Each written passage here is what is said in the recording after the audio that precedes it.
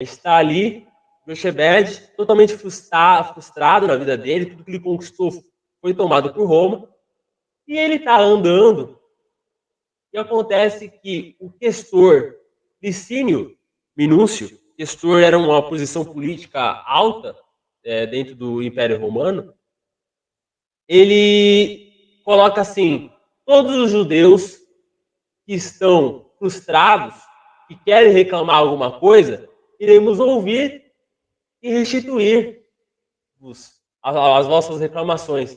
Ele já fica, não, eu vou reconquistar tudo que eu tinha, né? Eu vou pegar de volta as minhas propriedades, eu vou ter novamente o meu dinheiro, eu vou conseguir ali dar uma educação melhor para meus filhos, uma condição de vida melhor para os meus filhos, e eu vou fazer isso. Então, o que ele faz? Ele prepara uma carta enorme, com todas as suas reclamações e frustrações. E aí ele volta para a casa dele, onde eles trabalhavam no campo. Então chega o seu filho, Gesiel, e sua filha, Abigail, estavam trabalhando, charruando o solo, plantando, o sol. Eles tinham a pele muito queimada, mesmo porque pela região em que viviam. E aí ele chega todo alegre, contente, ansioso, e conta para os filhos. Olha, eu irei reclamar com os romanos amanhã. E aí os filhos falam, pai, você não acha que isso é uma armadilha? Os romanos nunca deram nada pra gente, sempre escravizaram a gente. Você não acha que isso é uma armadilha para tirarem tudo de você? O Senhor, né? E aí ele fala, não, é uma oportunidade, a gente tem que aproveitar as oportunidades, e quem sabe a gente não consegue ter uma vida melhor. E aí Gesiel, que era um estudante ferrenho da Torá, dos pergaminhos, dos profetas, começa a dar um exemplo para o pai, né?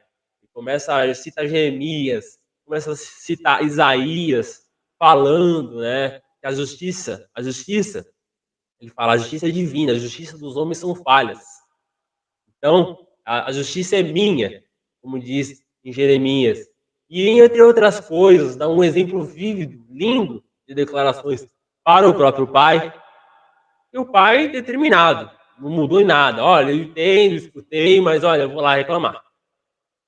E tá bom, que Deus nos abençoe, pelo menos, que não seja algo tão ruim para nós.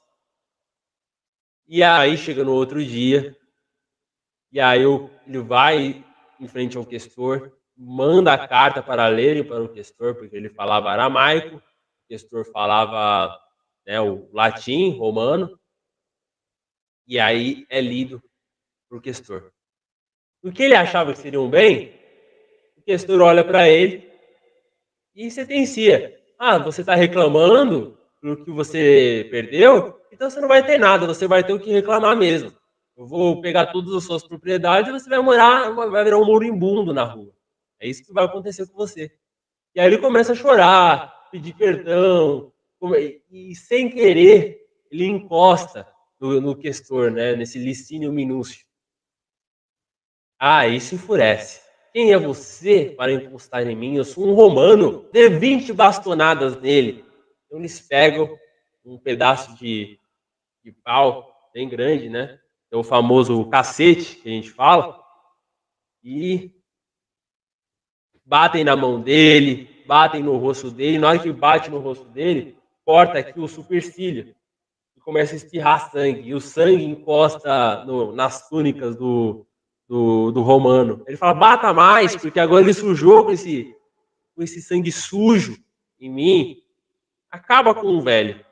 O velho fica extremamente destruído. E aí, no momento de fúria, o velho, que ele é jogado para o lado de fora, o que ele faz? Todas as propriedades que eram dele, que foi um dia dele, e esse questor retirou dele, ele taca fogo. Ele taca fogo. E aí o que acontece, minha gente? O que me acontece? Esse fogo desce e começa a queimar os servos desse questor.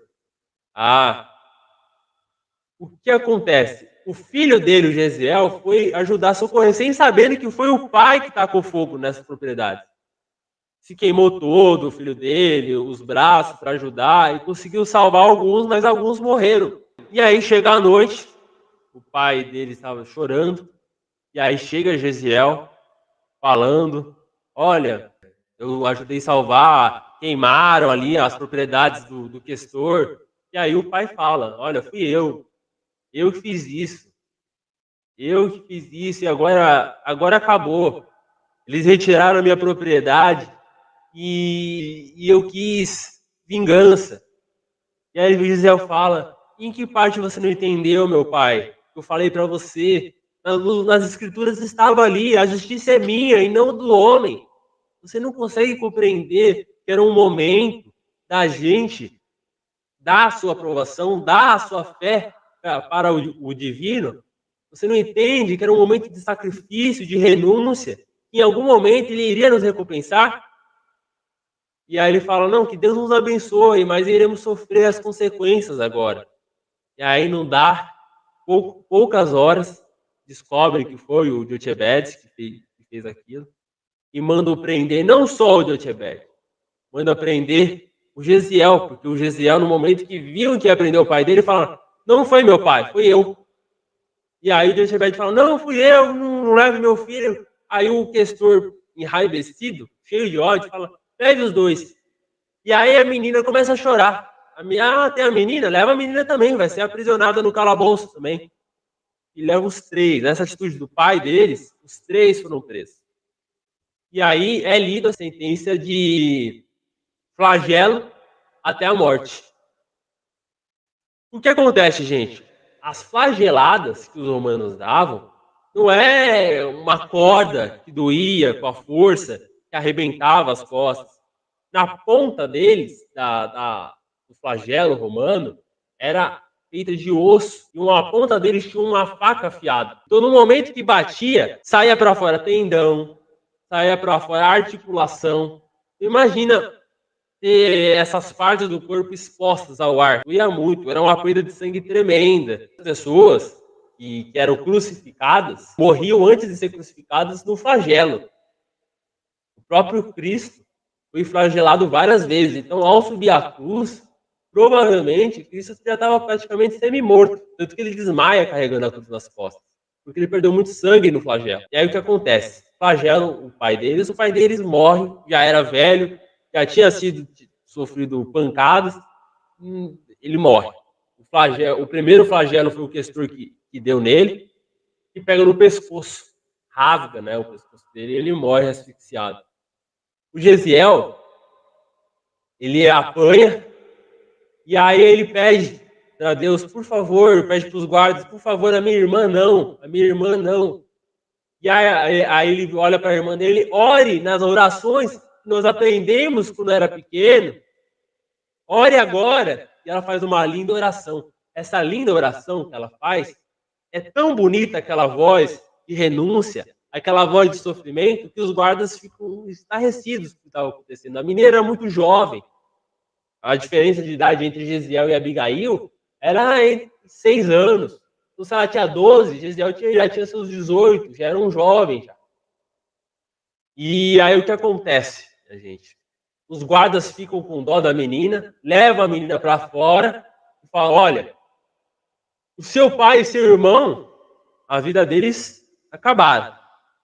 Mas temos a oportunidade. Vá em frente e não olhe para trás. Porque se olhar para trás, a gente vai te prender. E vai ter o mesmo destino do vosso irmão. Vá e suma. E ela vai andando, até achar amigos do pai dela, que era Zacarias e Dalila.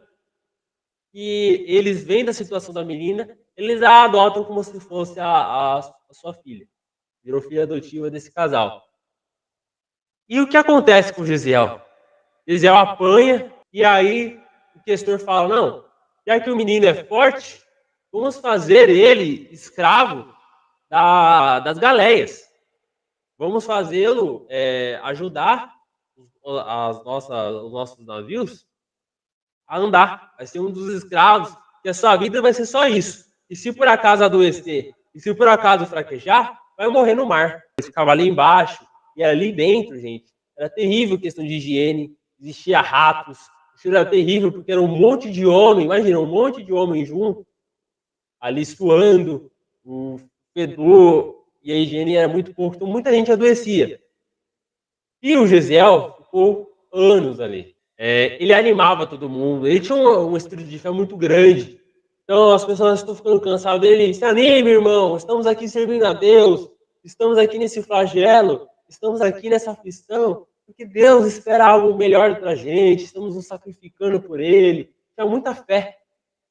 Até um momento chega um jovem, falou todo mundo, e vamos receber nesse momento o jovem político Sérgio Paulo, e esse jovem irá estar aqui com a gente. Vocês trabalhem por ele, e ele é uma presença ilustre e tudo mais. Mas o que acontece? Ele dentro do navio, ele pega lepra. E lepra, né? Hoje lepra, gente, é tratável, é algo muito fácil de se curar. Na época, era a sua certidão de óbito. Ter lepra, você ia para o Vale dos Leprosos, ninguém ia lá te visitar. Você era esquecido. E dentro das paradas, das pausas que tinha para encher o navio, para descarregar o navio, descarregar, né? Porque não era um navio só de viajores, era navio também de carga. E o político lá embaixo, adoentado, ninguém ia visitar. Quem visitava esse político? O Gesiel. Gesiel ia lá, orava por ele, fazia curativo nas feridas da lepra. Até o momento que a fé era tanta do Gesiel, os curativos que ele fez, esse político, curou ele da lepra. E ele é eternamente grato. Ele falava, olha, você é eternamente grato, o que eu posso fazer? Ele fala, não, Deus já fez por você e tudo mais. Mas o que acontece? Tratando aquele jovem político, Gesiel adoeceu de lepra também. E a partir do momento que um escravo fica doente, ele é atacado ao mar. No momento que começa a aparecer as feridas dele de lepra, o navio naufraga. O navio ele bate e naufraga com todos os viajores ali. E quem salva novamente o Sérgio Paulo? O Gesiel com lepra. E eles vão para uma ilha grega, e nessa ilha o Sérgio Paulo fala, olha, você salvou minha vida e nesse momento eu vou salvar a sua. Não serás mais um escravo, mas você terá que mudar o seu nome. O nome não pode ser mais o mesmo. Porque eu te salvando, porque as pessoas viram, eu te salvando, e as pessoas sabendo que você era um escravo, irão me matar. Os romanos irão me matar. E se vierem falar alguma coisa, eu venho executar você aqui mesmo. Eu sei aonde você está. E aí ele olha e fala, tudo bem. Esse político dá um dinheiro para ele fazer uma viagem, para ir em algum lugar, para ir visitar algum médico. Só que nesse momento, gente, que o político vai embora, logo em seguida ele andando, fraco, né, doente, com febre e tudo mais, vem um corsário, né, um ladrão, e fala, olha, dê tudo que eu irei te matar agora. Ele, não, pelo amor de Deus, eu te dou tudo que eu tenho aqui, todo esse dinheiro que eu tenho, mas, por favor, me leve a algum lugar, para alguma pousada, qualquer lugar, estou cansado. Aí ele fala, você é leproso? Eu vou te levar para onde? Aí ele conversando, pelo amor de Deus, você não conhece ninguém e tudo mais, que possa me tratar.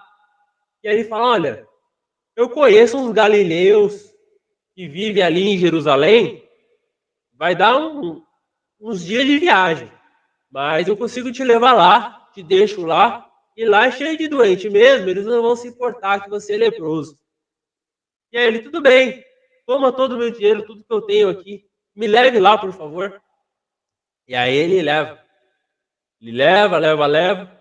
Quando ele chega, né, depois de dias no sol, nessas viagens, ele chega à noite, Quando chega, o homem vai embora, esse corsário, e ele desmaia em frente à porta. E aí quem vem receber esse jovem? Simão Pedro. Sim, aquele Simão Pedro que andava com Jesus, né? E aí ele trata os feridos, e aí, no meio dos devaneios daquele jovem, ele começa a orar, a falar sobre as profecias, a falar sobre Isaías, Jeremias. Nesse momento, esses devaneios, o menino acorda, cansado, obviamente, adoentado ainda, e começa a conversar com Simão Pedro. Simão Pedro muito curioso para saber quem que ele era. E aí eles começam a conversar, falam muito obrigado, eu não sei quem é você, mas você me abraçou mesmo eu tendo essa doença e tudo mais. E aí ele fala, então, qual que é o seu nome? Ele fala, ele fica meio receioso, porque lembra da promessa que ele fez pro Romano, ele fala, bom, eu vejo que você é um homem de confiança, né? Mas meu nome é Gesiel.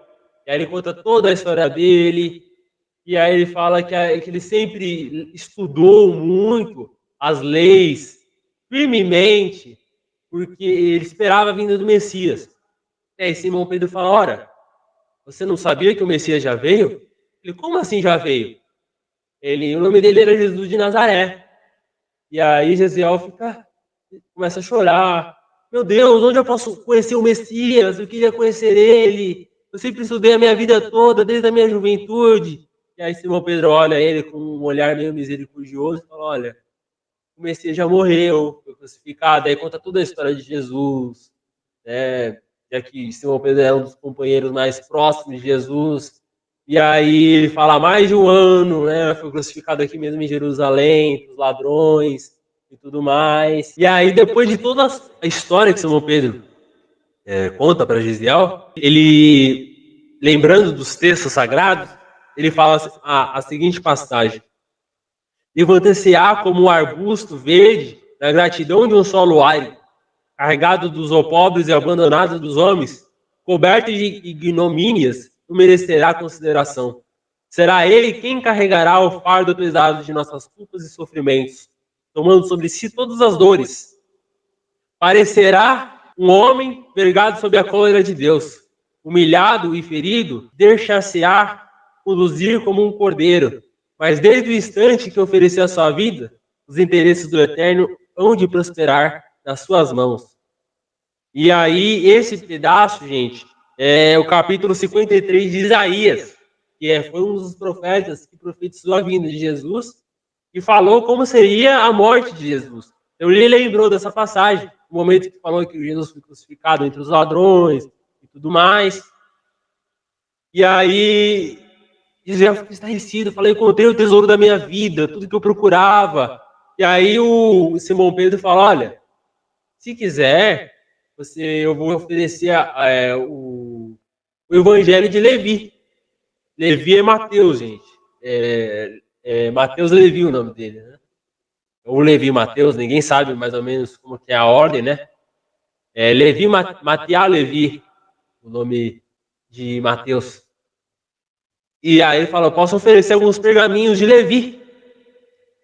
E aí ele fala, ó, vocês me aceitariam, eu que já fui doente, eu que não tenho nada para falar sobre Jesus? Ele fala, por que não? Por que eu não posso te aceitar para servir Jesus? Jesus nunca exigiu nada da gente. E aí ele fala, serás meu filho do coração, te ensinarei tudo que eu sei sobre Jesus. E aí, né, o que acontece? Ele fala, tudo bem, eu aceito o seu convite, Simão, mas tem uma coisa, eu não posso ser reconhecido como Gesiel. A partir do momento que eu vou estar com vocês em Jerusalém, a partir que eu falar que eu sou Gesiel, todo mundo vai saber que eu sou aquele escravo, que o meu pai de Jochebed, né, fez coisas erradas com os romanos, e os romanos me prenderam como escravo. Irá prejudicar aquele benfeitor. E provavelmente ele irá ser morto por minha causa.